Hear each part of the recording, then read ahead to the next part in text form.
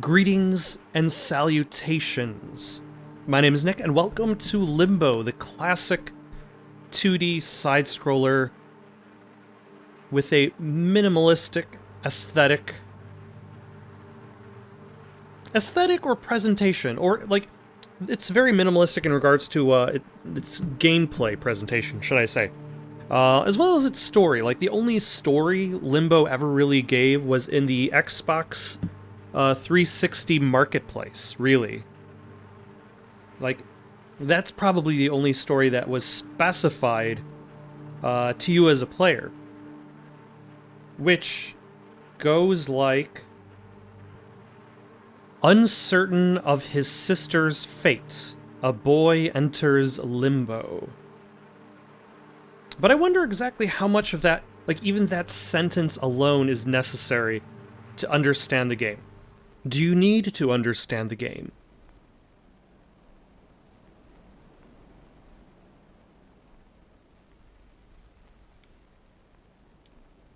Like, I feel that Inside gives you much more information.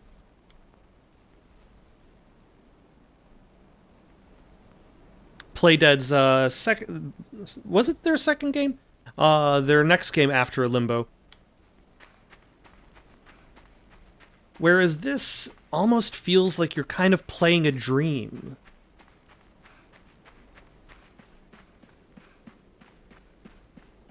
Everything cast in silhouette. And let's jump and not die.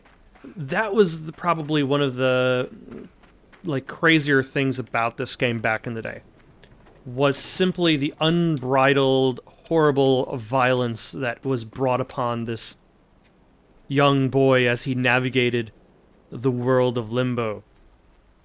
And by horrible violence, it's mostly implied. I mean, it's all cast in silhouette. This is no Mortal Kombat level death that he is going to be experiencing. But in that implication, it does manage to still be visceral.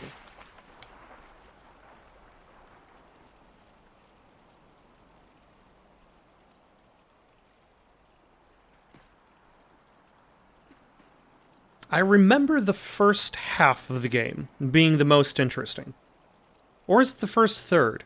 The part with the spider. It's been a while since I've actually played Limbo. I remember playing Limbo when it came out on the Xbox Live Arcade, and then once more, I want to say, between 2012 to 2013, when I was writing for this video game website called Thunderbolt Games. Now non-existent.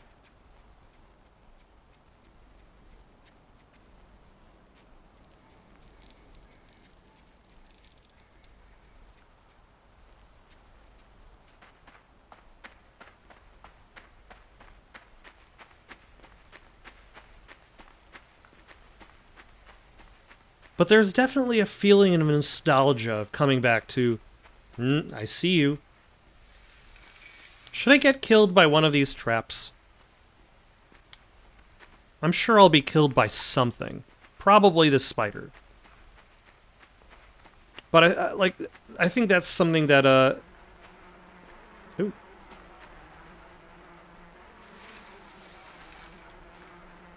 Like, this game, along with Inside, tries to do, is it tries to present itself in a manner that you can just keep going. And then you might eventually find yourself a puzzle that slows you down.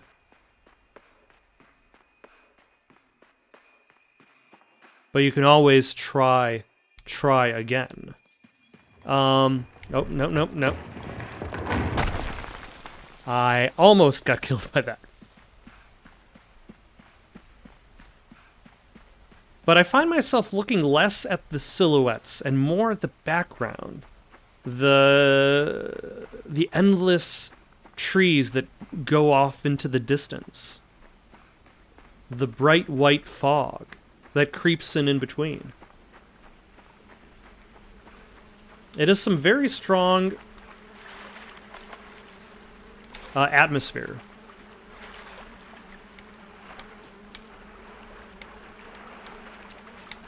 Nope, nope. And there I go. It was only a matter of time, really, before I was killed by something.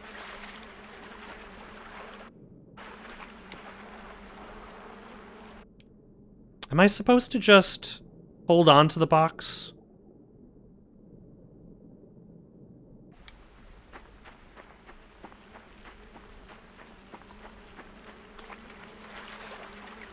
And just keep holding on? Nope.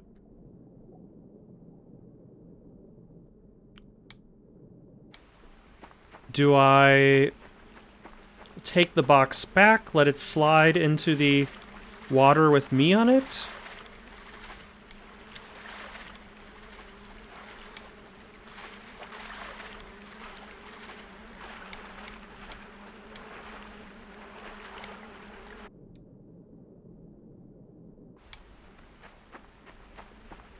Okay. I was pretty sure all I had to do was just push it for a little while and then it'll gain velocity.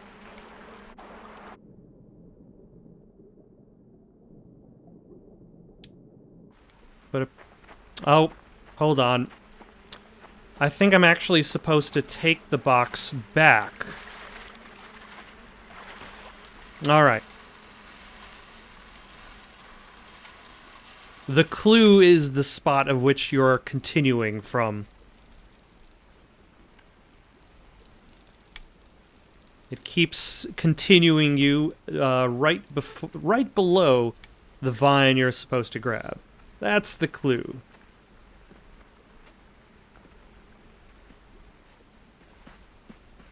Though, I suppose that kind of shows the issue with minimalism in video games.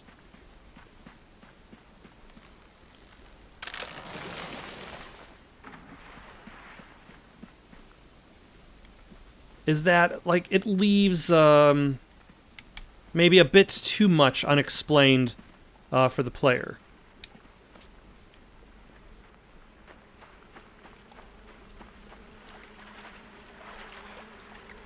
Inside, I think, I want to say Inside did a better job in regards to this.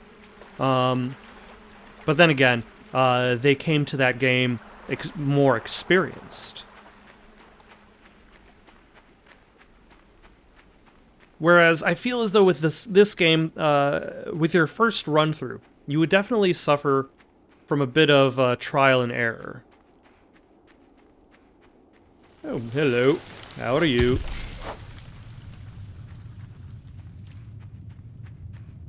And we want him to stab the ground.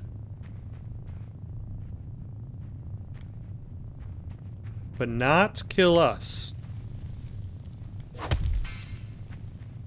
Good. Oh. So that trap can fall.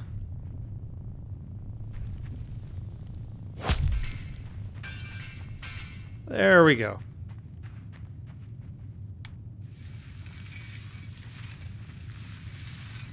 Actually, let's go to the other side of the trap. Set it up.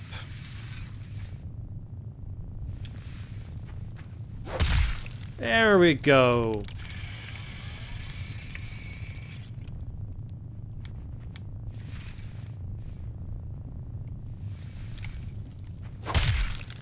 Thankfully, the trap is kind enough to... Oh!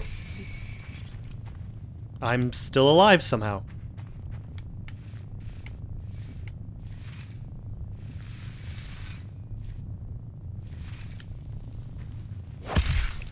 I'm not entirely sure how I stayed alive after that. But now the spider is defeated, and we will never see him again. Ever again.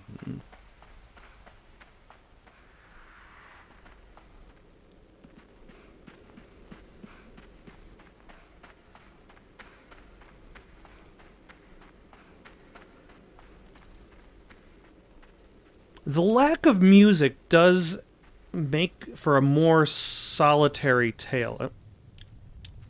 Oh no, he's back. Nobody would have expected this.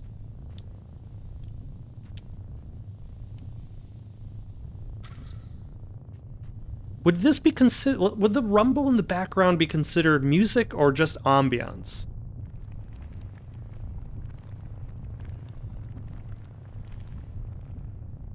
Also, that spider works pretty quickly.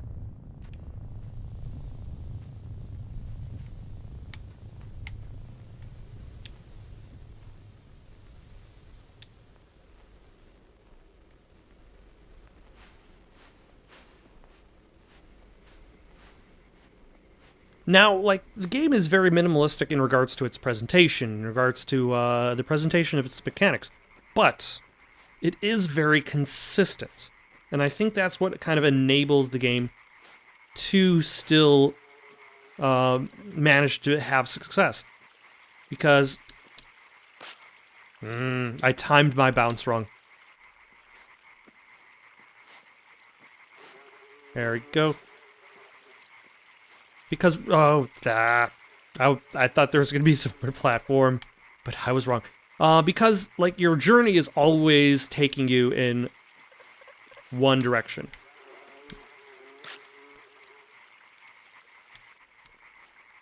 Let's try to just make this jump. Because it clear that... There we go. Good enough. You're always going to be headed to the right, regardless. Progress is always defined for you. Like, imagine if you had to... If there was more of like a... son of a... And there you go. A little bit of that trial and error. Still in there, thanks to my poor memory. But also, perhaps I'm just focusing too much on the boulder in front of me, and not the path that the boulder is taking. If I spent more... Like, the game, I suppose, does give you a little bit of time as you're nudging the boulder along. To look at its path, to figure out what it's doing. But I admit, I do tend to find myself on a bit of autopilot at times, focusing more on the task at hand rather than its ramifications. Which you could say that games like Uncharted have capitalized on.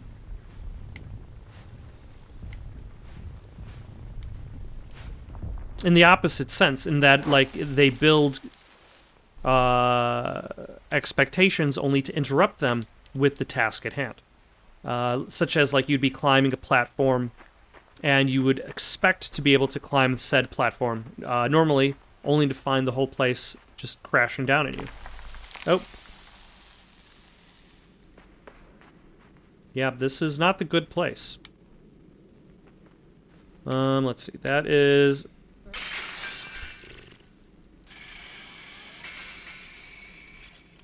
Okay, let's try to... There we go.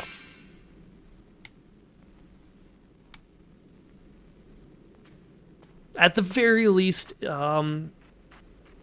this game is very understanding with its checkpoints. Inside was also the same way. Checkpoints were plentiful. And if it's going to kill you, like, every 2 seconds, they need to be. See, that I could clearly see a mile away.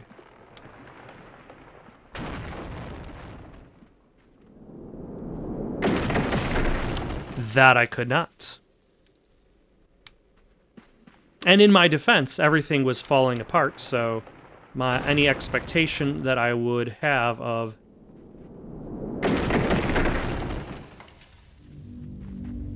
having to, instead of keep moving quickly, to just stop for a moment. Like, it's understandable, I would say, that I would not think to just stop for a moment. Well, look. It's a fake spider.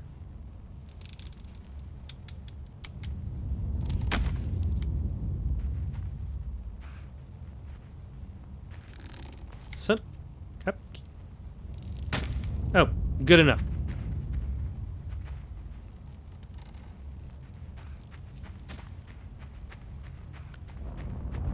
I admit I don't really know much about what the story is in this game. For some reason I was expecting to be able to just jump over that. I'll have to run all the way back so I can jump over the gap. Like, who are these other kids? Who are you? Who is your sister? Where are you? Like, that's something that I've never really taken the time to learn in regard, is the lore of this game, and what any of it has actually...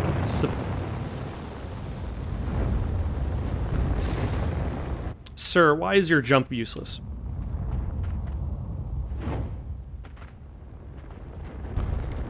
Nope, no. Oh my gosh. I did not start sprinting in time. Or did I? Excellent.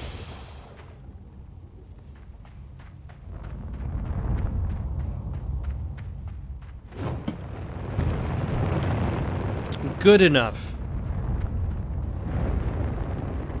Like, who are these Lord of the Flies kids who are trying to stop me from stealing their conch? The game isn't going to tell you. And I suppose if the game doesn't tell you, then, like, how valid is the theory? Are we all entirely basing it on...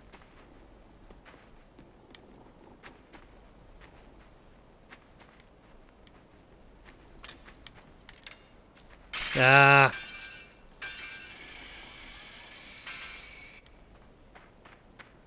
Alright, let's try that again. Except when that one swings, we'll just run away. Oh my gosh.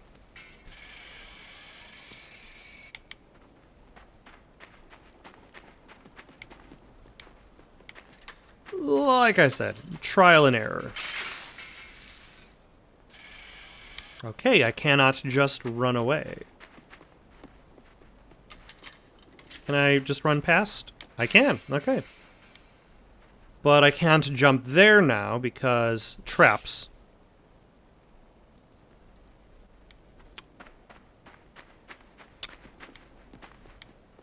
Oh, I probably could have used the rope to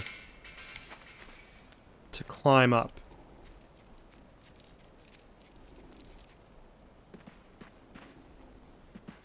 Oh, thanks, kids.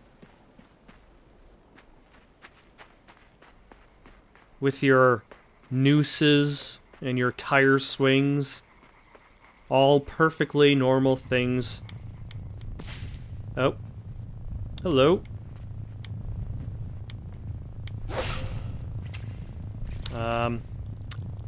I should have pushed the log. That was a log I was standing on at the edge of the water. Don't mind me, giant spider. Why aren't you hunting the other kids? I suppose the other kids haven't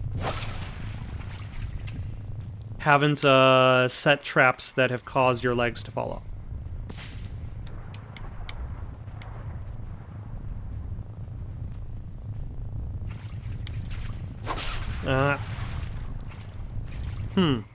It feels like you're not given enough time to cross over this body of water. Oh wait, that's a rock in the center. I just was not even noticing said rock.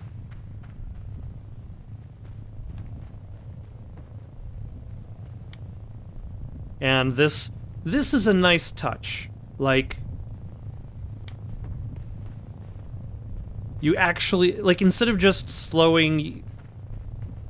artificially slowing you down via, like, a maze or something, it slows you down and you realize you have to slow down.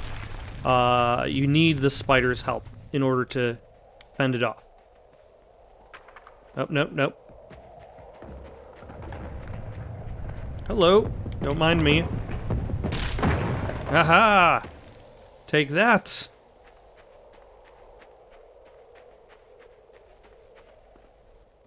But ultimately, like, events like the spider kind of make the game itself feel more like a sequence of events. What's it called? What was the quote from Max Payne 2? A funhouse is a linear sequence of scares. Take it or leave it was your only choice given. Like, you finish the spider area, you move on to the industry. You finish the industry area, you move on to the... ending? All I remember is flying sideways through glass. Oh, hello.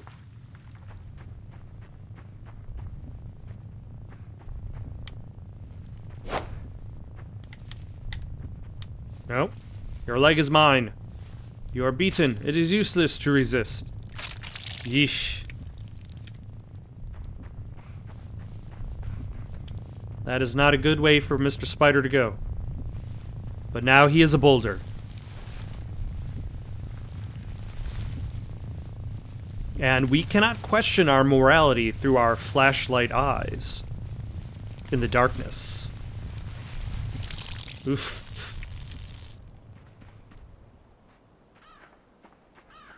And that's the end of the spider. The spider is like the closest thing this game has. Is that going to fall? To a boss, really. Like, the spider's dealt with, the kids disappear, and you carry on with your dream.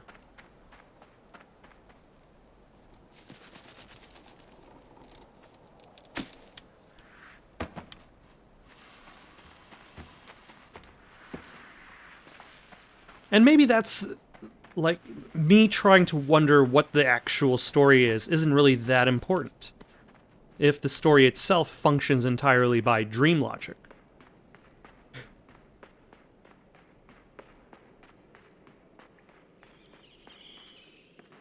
I don't know about you, but I suppose that is my own experience with dreams. Oh, I should have waited.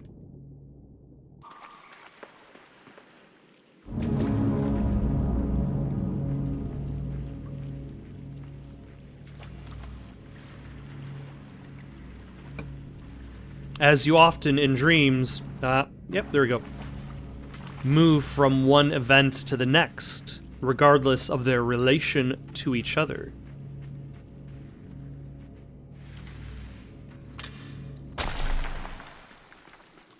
Thank you very much. Then the worm section. You know, I just realized I hadn't really remembered that. Like, my memory kind of skipped that part and went straight to the industry area.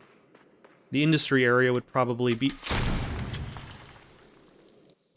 The safe spot is the middle.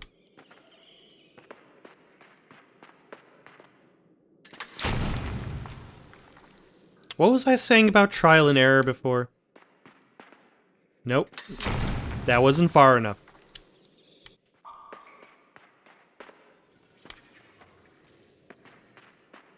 And now I just have to pass by the button.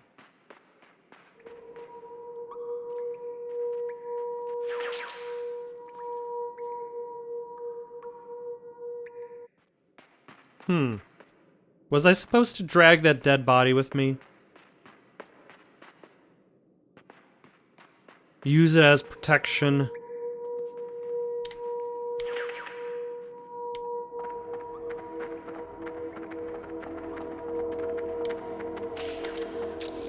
Oh, wait. Now I remember.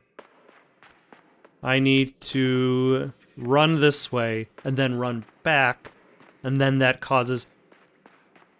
So the thing that I said earlier, just a few seconds, not just a few seconds, a few minutes, the idea that progress is always to the right is itself already not true. Progress can sometimes be to the left. And I suppose the expectation that progress is always to the right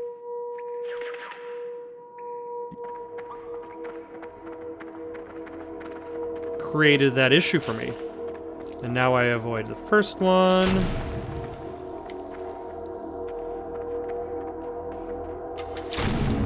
There we go. Would that be considered a boss sequence, dealing with the kids? dealing with the other kids and their terrible attempts to use blow darts.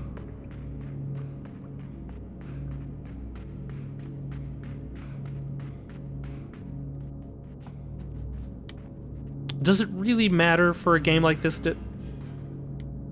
No, I'm going to avoid the saws of death. That seems like it would be bad.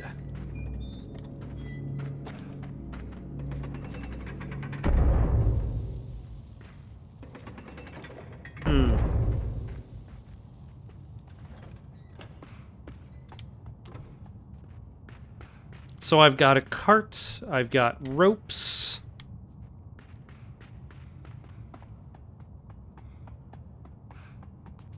Can I drag anything from back here, or is there nothing for me to drag? There's the dead body with all the blow darts, but I wasn't able to interact with it.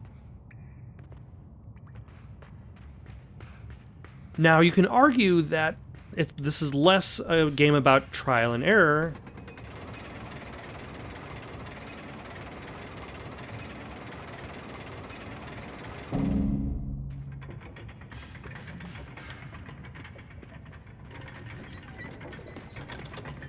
Wait, I think I got it now. As much as it is... As much as death is meant to teach you. Like, I've heard it described in regards to the Souls games, is death is not a punishment, death is a teacher. Which I suppose is the nicest way of saying, hey, you've died, now go all the way back to your body now. Do I have to hold down to the X button while I'm there?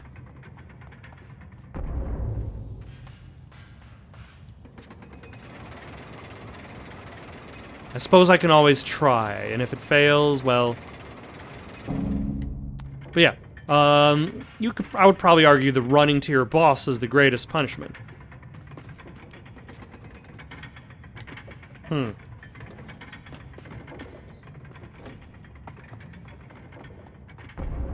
But the actual death against the boss, at the very least you learn maybe what you did wrong.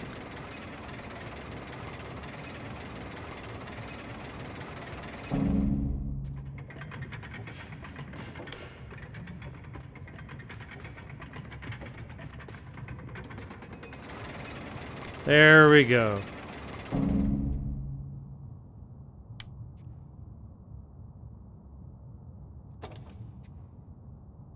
Now, do I...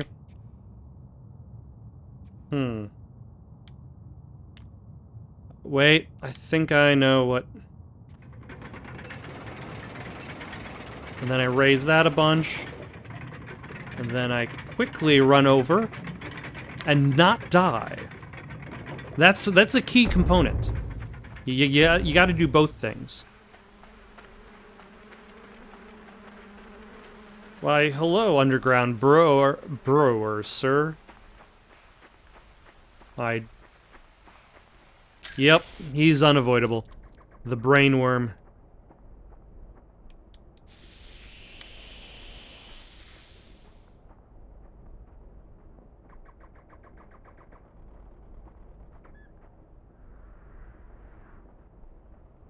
And I think this is part of why, like, this game feels very much towards dream logic as opposed to, like, inside...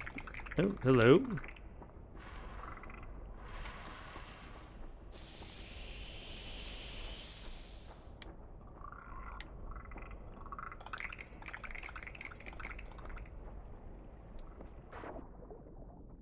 It feeds more towards the world around you, the world building.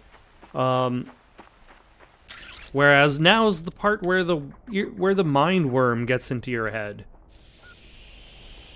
Oh yeah, and it's light that causes it to shift direction. So once again, death is the teacher. Or at the very least, it gives more opportunities towards life. It allows you to observe the mistakes you've made, and what you need to do to fix those mistakes. I probably don't need that box, though. That box can stay behind. Unwanted.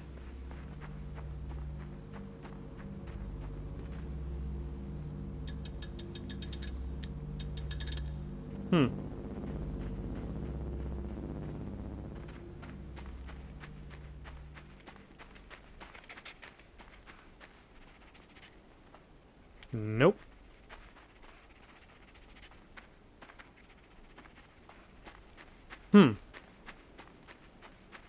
I'm probably going to have to fix something first.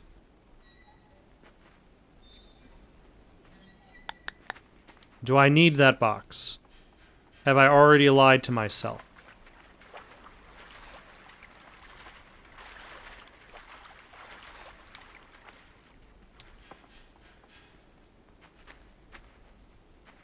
Actually, let's push this there.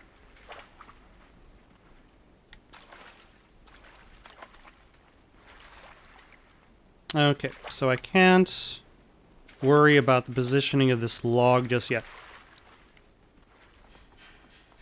If I remember, I have to fill up that area with water to raise the log so I could jump across it. But it looks like I will, in fact...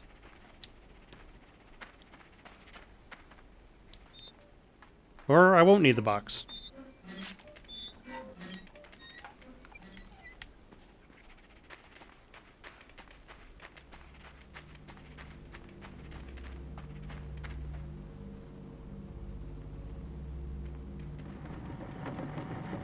Ah.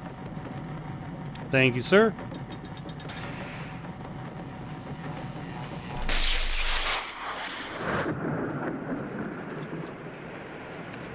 Of course, I turn on the rain machine. Yeah, dream logic. I don't think I really considered that as much the previous two times playing the game. And then that raises up.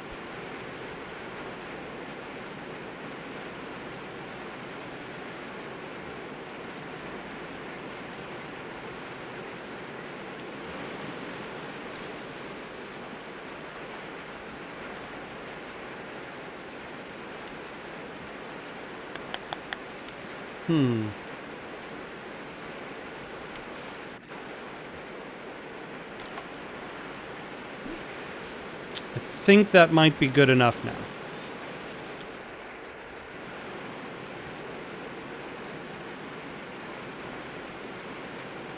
Now, why do we need to have a focused amount of water in order to raise just this one section?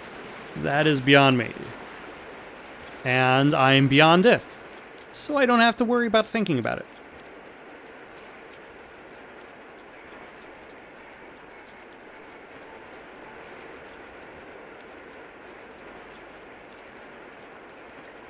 I can move on to whatever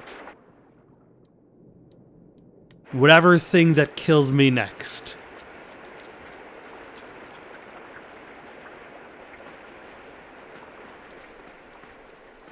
Like, it's not a particularly hard game. As much as everything will probably kill you once. Unless you're lucky. Unless you're better than I am.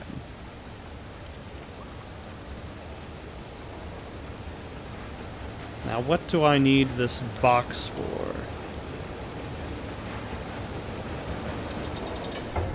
Oh, no, that...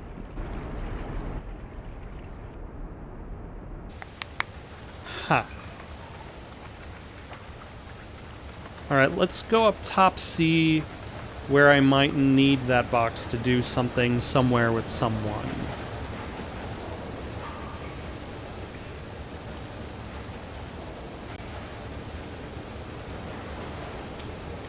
Ah, okay. That's where we need the box. Let us drag the box over so that when the water rises, it will lift us up towards the ladder.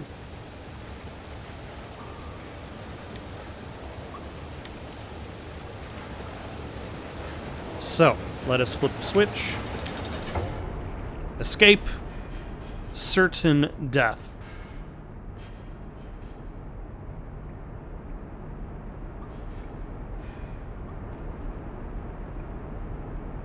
I think one of the things that's caused by the lack of music is it makes everything kind of the same threat. Like, the spider offers no more threat than the box puzzle.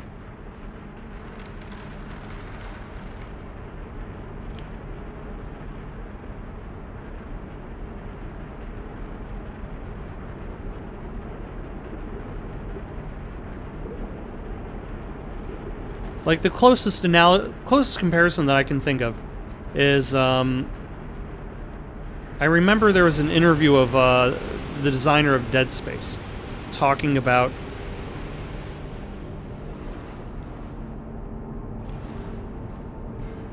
Dead Space, making Dead Space 1 versus Dead Space 2.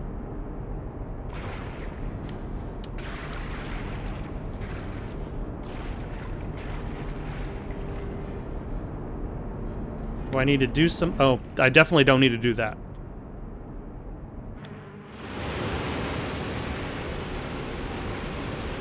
And one of the things they talked about for Dead Space 1 is there wasn't necessarily much... Oh, I know what I'm supposed to do. Much variety to the tension. Like, the game was just at a constant tension for the entire sequence. So there wasn't really... with Dead Space 2...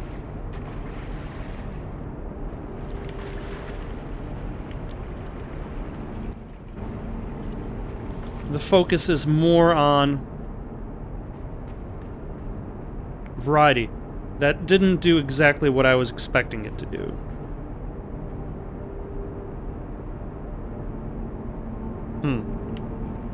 And now I will slowly die. Never mind, he drowned real fast.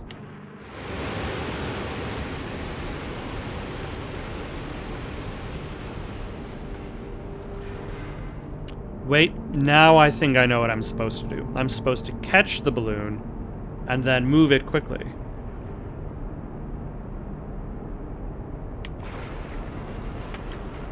For some reason, I got it into my head that I was supposed to, like, bump it so that it starts rolling with the platform.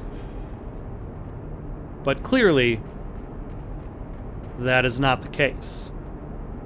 But yeah, so, like, it felt like in Dead Space 1, everything was... This gave the same emotion, so to speak. Everything was the same tension, so everything felt more the same. It didn't help that every single area of the game kind of looked the same, because it was just one big ship, whereas, like, Dead Space 2, you're just kind of roaming around this big city.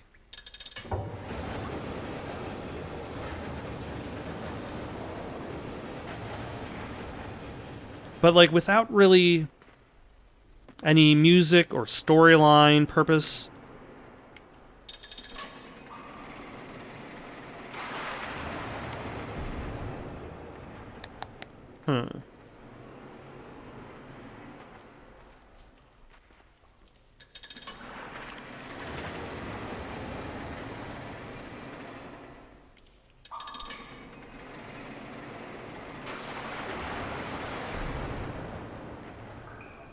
Okay. Wait, I think I know what I'm supposed to do. Maybe.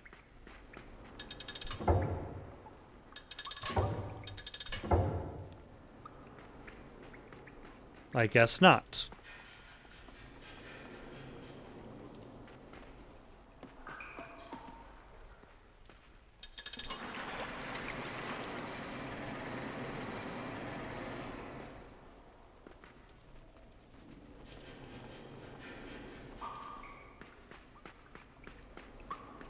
Let's even this out. Then...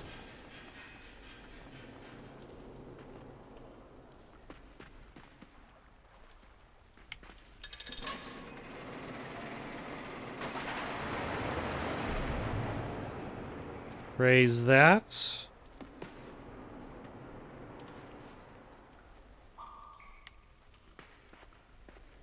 There are only 2 switches. And yet.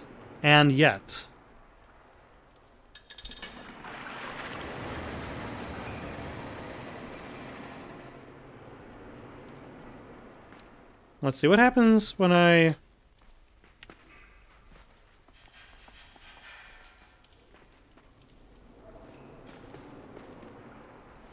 When I do that,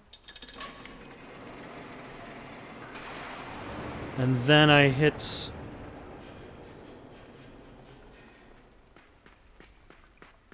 this, and then I raise the platform back up.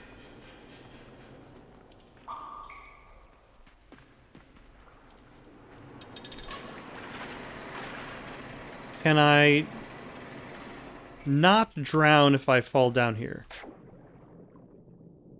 Nope, that is immediate drowning. Okay, so now that the puzzle has been reset... Okay, I cannot push that, so I don't have to worry about that being important.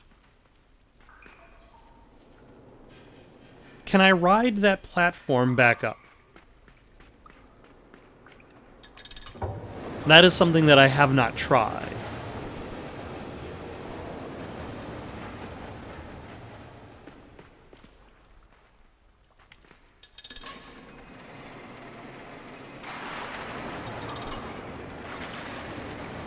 And anything interesting up here? The answer is no.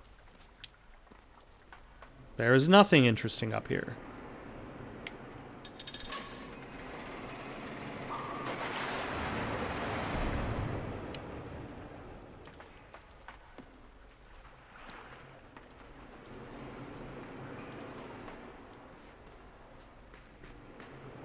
Okay.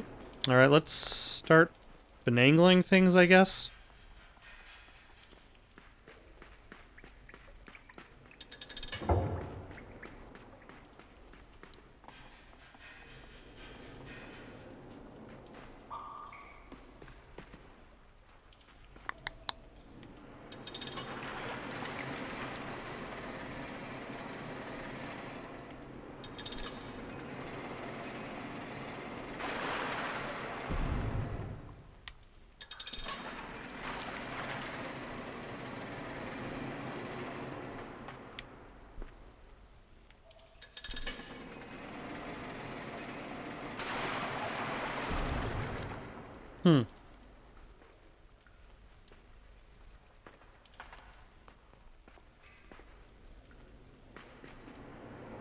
What if I raise it back up with the thing already down? Nothing happens.